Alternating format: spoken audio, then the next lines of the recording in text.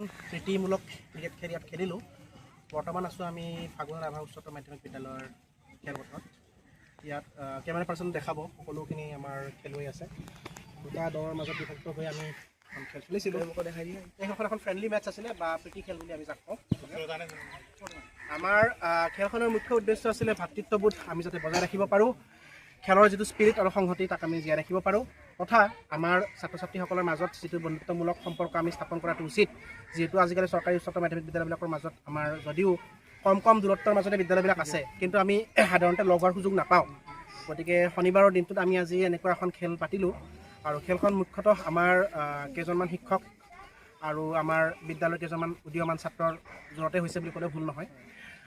দুটা দল আমি ইয়াত মিলিত হৈছিলোঁ। এটা দল আমাৰ আমন্ত্ৰণমূলকভাৱে ফাগুন ৰাভা উচ্চতৰ মাধ্যমিক বিদ্যালয়ৰ ফালৰ পৰা তেওঁলোকে আমাক মাতিছিল, আমি আহিছিলোঁ। আমি গোপাল বড়ো চৰকাৰী উচ্চতৰ মাধ্যমিক বিদ্যালয়ৰ দলটো।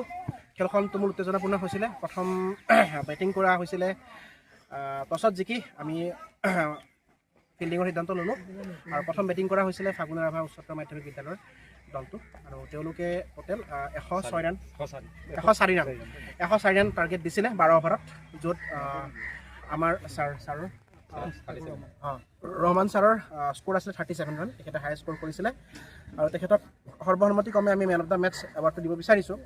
তাৰপাছত খেলখনৰ ফলাফল হ'ল যে 3 অভাৰত জিকিবৰ বাবে আমাক লগা হৈছিলে 4 ৰান আৰু দুৰ্ভাগ্যবশতঃ আমি বেটিং কৰা দলটোৱে অৰ্থাৎ গোপাল বড়ো চৰকাৰী উচ্চতৰ মাধ্যমিক বিদ্যালয়ে মাত্ৰ 4 ৰানৰ কাৰণে খেলখন হেৰুৱালোঁ।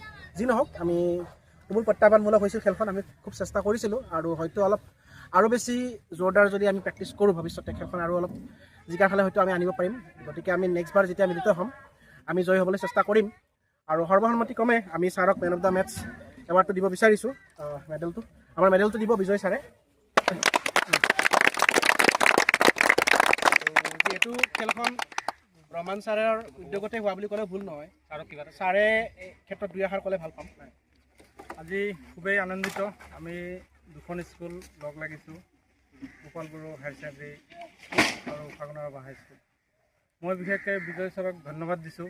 তেখেতক মই প্ৰস্তাৱটো দিয়াৰ কাৰণে তেখেতে এইটো সঁহাৰি জনালে, পজিটিভলি ল'লে আৰু মই আৰু ধন্যবাদ দিছোঁ গোপাল বড়ো হায়াৰ ছেকেণ্ডেৰী স্কুলৰ শিক্ষক 3 গৰাকী আছে আৰু যিখিনি আমাৰ ষ্টুডেণ্ট আছে গোপাল বড়োৰ, তেওঁলোকৰ যিটো এনাৰ্জি লেভেল দেখিলোঁ খুব ভাল লাগিছে।